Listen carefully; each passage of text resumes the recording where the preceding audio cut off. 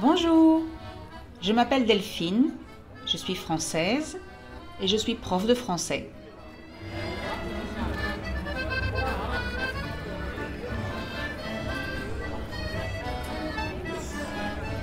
Je veux vous aider à parler mieux en français. Mais pour parler mieux, il faut aussi écouter et comprendre.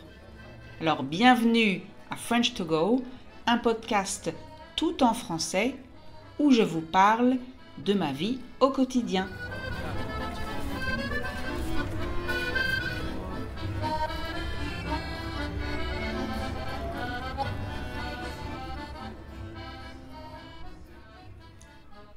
Aujourd'hui, je vais vous parler de loisirs. Oui, de ce qu'on aime faire quand on ne travaille pas. Mais attention, je ne vais pas vous parler des loisirs de manière classique. Non, je ne vais pas faire la liste des sports possibles, la liste des activités culturelles possibles, la liste des sorties possibles. Je ne vais pas non plus vous parler de mes loisirs. Enfin, peut-être, mais pas de manière classique. Je ne vais pas vous parler de l'avantage de tel sport ou de telle activité. Je ne vais pas vous parler des bienfaits de la natation, par exemple. Alors les bienfaits, ça veut dire l'avantage, le côté positif, ce qui fait du bien, bienfait. Donc non, je ne vais pas vous dire que la natation fait du bien au corps et à l'esprit, même si c'est sûrement le cas. Je ne vais pas non plus vous parler des bienfaits des mots croisés sur la mémoire. Alors les mots croisés, c'est ce jeu qu'on trouve souvent dans un journal et qui consiste à trouver un mot à partir d'une définition et à le noter dans une grille, donc sur une feuille avec des cases à côté d'autres mots. Les mots croisés. Bref, non, je ne vais pas vous parler de tout ça. Mais alors, de quoi est-ce que tu vas parler, Delphine? Eh bien, avant d'entrer dans le vif du sujet, ça veut dire avant de parler de ce qui nous intéresse, du point important, de la partie essentielle. Donc, avant d'entrer dans le vif du sujet, je voudrais que vous fassiez quelque chose pour moi. Je voudrais d'abord que vous imaginiez un loisir. Vous pouvez choisir un sport, une activité culturelle, une sortie, quelque chose que vous faites ou quelque chose que vous n'aimez pas du tout. Peu importe. Choisissez quelque chose. C'est tout. Et attention, ne changez pas d'avis. Choisissez un loisir et gardez ce mot en tête. Ça veut dire rappelez-vous de ce mot, souvenez-vous de ce mot.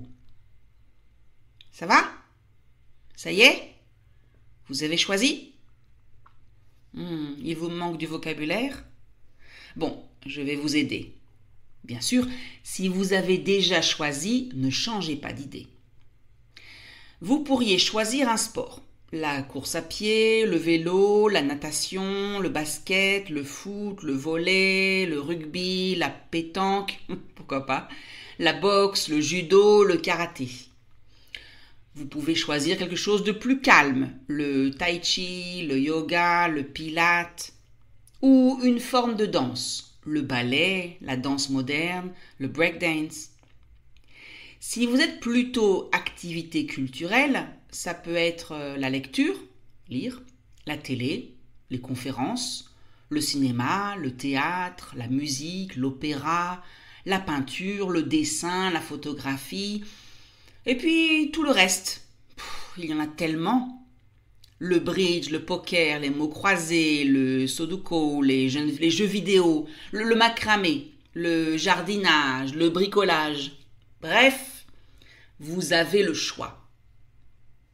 Si vous n'avez pas encore choisi, mettez ce podcast sur pause une petite minute, choisissez et continuez à écouter. Bon, voilà. Vous avez un loisir en tête.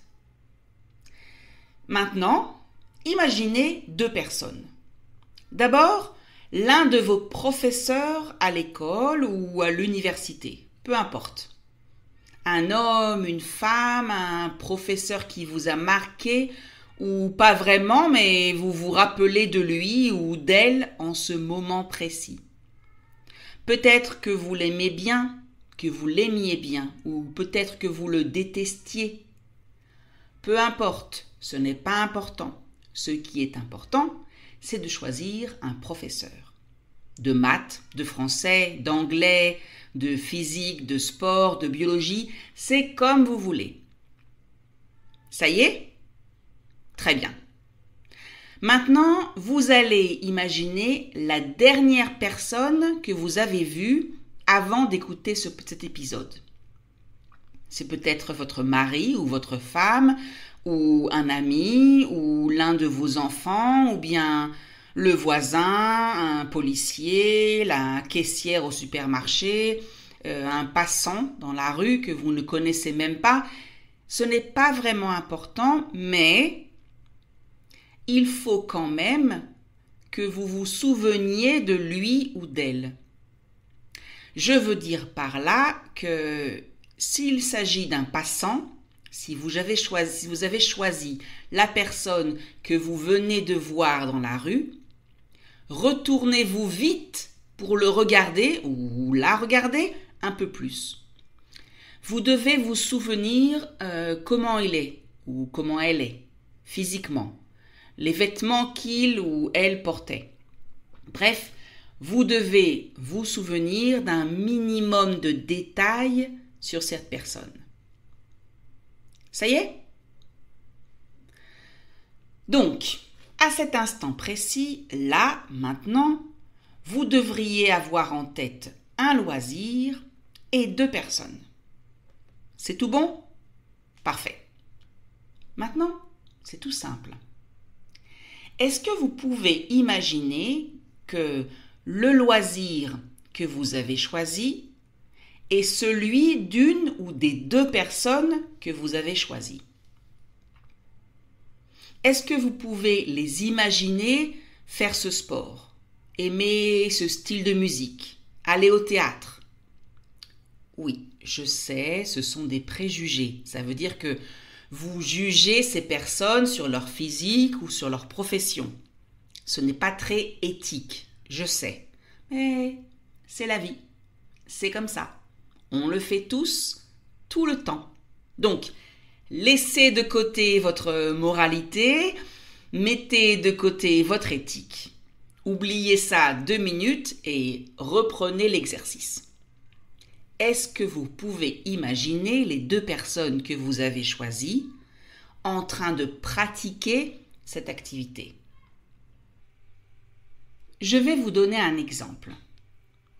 Comme loisir, j'ai choisi les mots croisés. Pourquoi? Comme ça. Ensuite, j'ai choisi le professeur d'allemand que j'avais au collège, un vieil homme proche de la retraite. Et enfin, la dernière personne que j'ai vue, c'est mon fils qui a 18 ans. Stéréotype ou pas, préjugé ou pas, vous êtes certainement d'accord avec moi pour dire qu'il y a plus de chances que mon professeur d'allemand faisait dans le passé, puisqu'il est mort depuis. Je disais donc qu'il est assez évident que mon professeur d'allemand faisait des mots croisés, en raison de son âge et du personnage. Par contre, il est assez évident que cela n'intéresse pas du tout mon fils de 18 ans. Et pour vous, ça donne quoi? Ça veut dire, quel est le résultat? Vous avez peut-être choisi un loisir qui correspond aux deux personnes, ou un loisir qui ne correspond à personne, c'est-à-dire ni à l'un ni à l'autre. Et comment est-ce que vous êtes arrivé à cette conclusion? Est-ce que c'est en fonction du physique de la personne? Parce que la personne est trop grosse et donc c'est peu probable qu'il court tous les jours? Est-ce que c'est en fonction de l'âge? Il est plus rare d'aller à l'opéra quand on a 20 ans. Est-ce que c'est en fonction de la profession? On imagine assez difficilement une caissière de supermarché jouer du violon dans un orchestre philharmonique. Bref, vous l'avez compris, on est tous pareils, on est tous humains, on juge les gens sur leur physique, sur leur âge, sur leur profession, etc., etc., etc. Alors, pourquoi est-ce que je vous parle de ça? Eh bien, tout simplement pour vous dire que ce que j'aime le plus, c'est quand je me trompe. C'est quand la réalité est à l'opposé de ce que j'imaginais, quand je suis surprise. Je me souviens par exemple avoir vu la pédiatre de mon fils. Alors, pédiatre, c'est le nom qu'on donne aux médecins des enfants. Donc, je me souviens avoir vu la pédiatre de mon fils à un cours de hip-hop. Sur le coup, ça veut dire à cet instant précis, j'ai été très surprise. Comme si la pédiatre était moins sérieuse, moins professionnelle. C'est idiot, c'est stupide, non? Je me souviens aussi de l'un de mes collègues, il y a plusieurs années. Il était très timide, réservé, un peu effacé. Ça veut dire que c'était comme si on ne le voyait pas. Dans une pièce avec 5 autres personnes, c'est comme si ce collègue n'était pas là. Très modeste, très calme, tranquille, silencieux. Eh bien, j'ai découvert quelque temps plus tard qu'il participait à des combats de boxe. Oui. Il s'entraînait dans un club de boxe et il participait à des compétitions presque tous les week-ends. Et il était même assez bon. Il était bien classé. Ça veut dire qu'il était à une bonne place dans le classement des meilleurs boxeurs dans sa catégorie. Incroyable, non? Cette semaine, j'ai vu une vidéo pour préparer l'un de mes cours. Et on y voit un prêtre. Oui, un prêtre.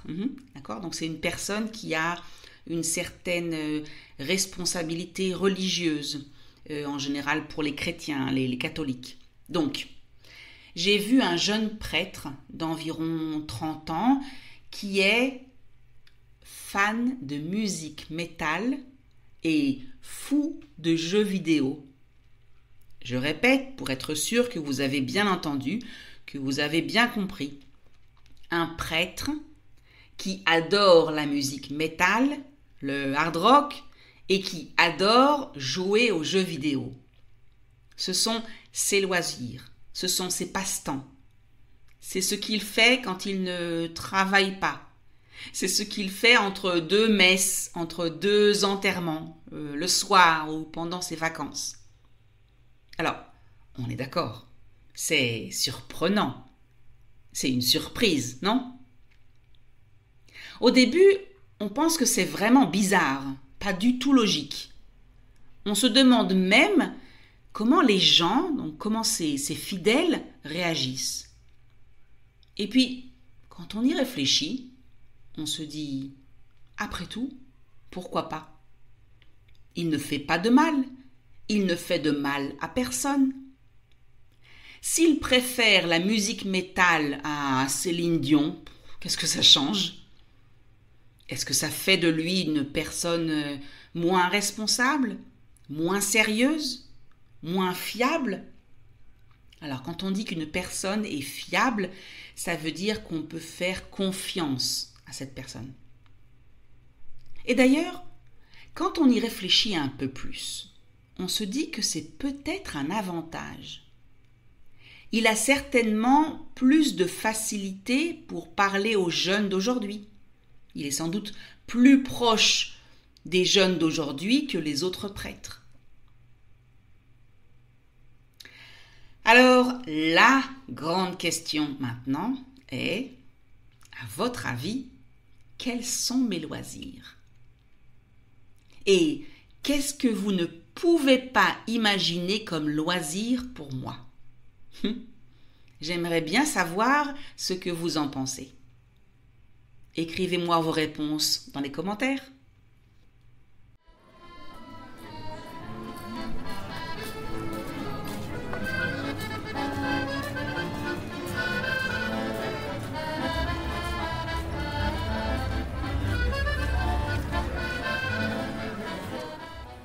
Et voilà, c'est fini pour aujourd'hui.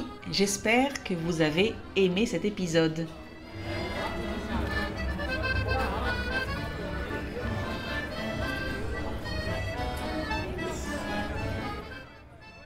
Comme d'habitude, le texte est disponible gratuitement sur www.frenchcart.com. Si vous aimez French to Go, laissez un commentaire, likez, partagez avec vos amis. Merci.